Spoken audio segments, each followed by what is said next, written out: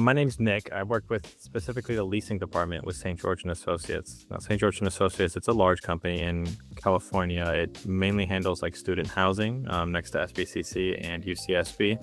But we also handle certain housing in places like the Valley nearby us, or in places like Auburn and things like that.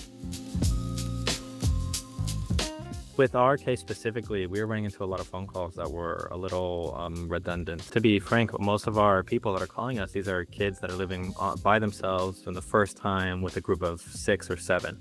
So it's these kids who have a lot of questions, the first time living alone, and they're just simple answers they've just never heard before.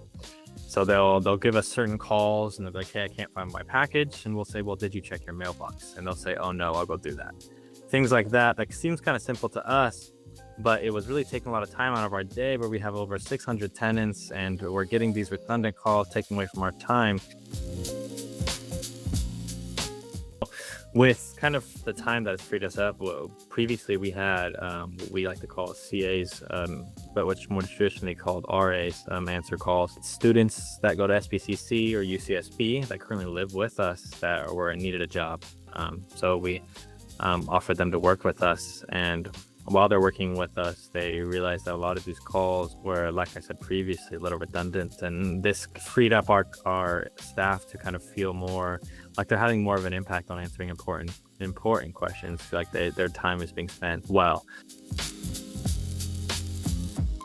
I mean, when we first went through it, it was something new to learn, of course, just like anything else is. And I was working primarily with Suki, and she was great. I mean, she's very helpful. She helped us with action tasks, even things we need to do after the call. She followed up really well. But everything's so straightforward. So straightforward. There's a prompt, you figure out what it wants, and then it just goes for it. And I specifically liked how you could test it out before it goes live. We can change a bunch, test it out before it goes live, and then decide if it's going to go live or not. And then it went great. I think one of the best things that I could mention about the company is that a lot of people, me specifically, how I felt is that I didn't want to go out of my way and take all this extra time and pay all this extra money to do something that was going to be maybe even medium effective. Not necessarily ineffective, but even if it was going to be like, okay.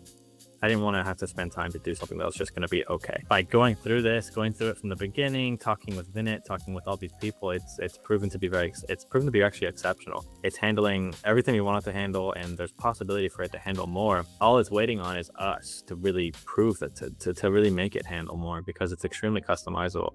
So it's worked out really well. I don't necessarily have the numbers, but it's saving us so much time, and we're not even using it to its fullest extent like we could be. I mean, in my personal opinion, and I'm sure a lot of people feel this way, is that, AI is whether we go with a company or we don't, I think that AI is going to be in the workforce of every job, almost every job you can imagine. This is whether we like it or not. It's something that's going to save companies money, save CEOs money, and they're just going to do it. And what I would, in my opinion, if you can use AI to help you to get ahead of the curve, it's good to do so. And I'd say the biggest thing that, in my experience, people have a fear with AI is the learning curve, or they don't want to support AI or whatever it is. There's really no learning curve with this specific platform we're talking about. It's very simple and proven to be easy to use and easy to manage.